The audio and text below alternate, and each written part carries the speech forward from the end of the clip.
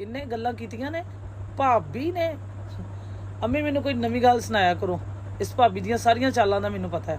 ये ਜਿਹੜਾ किलो का मूँह सजा लेंदी है ना, मैनू वेख के तो अंदर वड़ जाती है, भरा नूं जल्दी पट्टियां पढ़ाती, मैनू सारा ही पता है ये की करदी है। ये ਜਿਹੜੇ सारे तवीज़ धागे करांदी फिरदी है ना, ਇਹਦੀ मां नाल रली है। लै मैनू पूरा यकीन है, तुसीं यकीन करो ना करो। मैं पिछली बारी आई सी कमरे चों बाहर निकली है, दसो मैनू इन्हें किड्डा वड्डा मूँह सजाया सी। थोड़ी देर बाद इहदी मां आ गई, अचानक इहदी मां दी रात नूं आ गई है। उन्हें इनू कागज़ कोई कट के परस चो दिता, मैं आप वेख्या तवीज़ धागे करांदियां ने, इन्हें एवें नहीं हत्थ च कीता। बस पहले दसो शादी तो पहले कोई करदा हुंदा सी इदां? कदी अपने नाल लड़ाई झगड़ा होया, कदी उच्चा बोलिया होवे घर च, कदी भैणां दी सामने इनकारी पाई होवे, कोई चीज़ मंगी होवे। जदों दी भरजाई आई ना, इन्हें साडे भरा नूं पता नहीं की करता। चंगा भला हुंदा सी, इन्हां तवीज़ धागे मावां धीआं करा करा के दे पिछलियां ने घोले घोल के ना साडा बेड़ा गोल कर छड़िया। बा भरा हत्थों निकल गया। नहीं नहीं, मैं अपने कोलों ला के नहीं करती है। अम्मी तुसी तां अपनी नूं नूं एडा भोला ना समझिया करो। अम्मी ये किहो जिहा बंदा लैता तुसी मैनू? होना की है जिन्हों मेरे दुख दर्द की परवाह नहीं, जिन्हों मेरिया तकलीफां नज़र नहीं आंदियां, जिन्हें चो गोडे गोडे मुश्क अपने आंदी है, जिन्हें कभी दंद नहीं साफ किते, जिन्हों चार लोगों च बह के गल करन दा नहीं पता, जिन्हों अपने माँ प्यो भैणां भरावां अगे बीवी दा दफा करना नहीं आंदा, जिहड़ा लोकां कोलों बह के मेरियां बुराइयां सुन के ते चुगलखोरियां उन्हां दियां सुन के आ जांदा है। किहो जिहा बंदा लैके दे दिता है।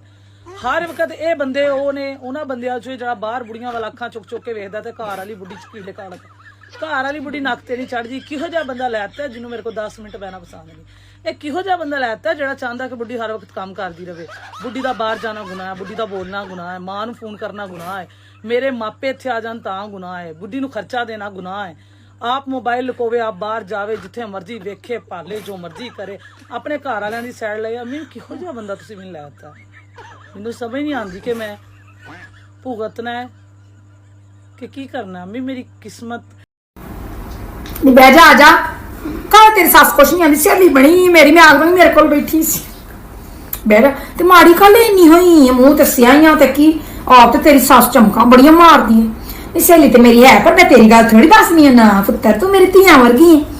मेरे नाल तो इन्नियां तेरियां गल्लां करदी है, इन्नियां कदी मैं तेरे नाल दसी तेनू कदी गल? कदी आंदी है एडा बथार सू, कदी आंदी खांदी बड़ा है, कदी आंदी मेरे पुत्तर दी कमाई पेकियां ते ढोंदी है, कदी आंदी 11 बजे सुत्ती उठदी है, चाह दा घुट नहीं देंदी, रोटी नहीं देंदी। कदी अज तक तेनू मैं दसी गल दी? मैं नहीं कदी दसी, क्योंकि मैनू लोड़ कादी इधर दी गल उधर करन दी। सहेली मेरी जरूर है, लेकिन मैं पे आनी हाँ कि तू मेरी धीआं वर्गी है। मैं नहीं कदी इधर की गल। आप तो अगली लाल सूई मुंह फिट्टा हजे हाँ खादा पीता कर। आप तो अलमारी च उदन मैं गई तो मैं सीधा ही गाँव आंधी लंघ गया कमरे च ते अलमारी खोली सू ते इन्ने बदामां दा पैकेट, खजूरां दा ते काजू, ते मैं आख्या तो कोई जूसर वाली निक्की जी मशीन रखी, मैं सवेरे ना दुध च पा के ग्रैंड करके पीनी।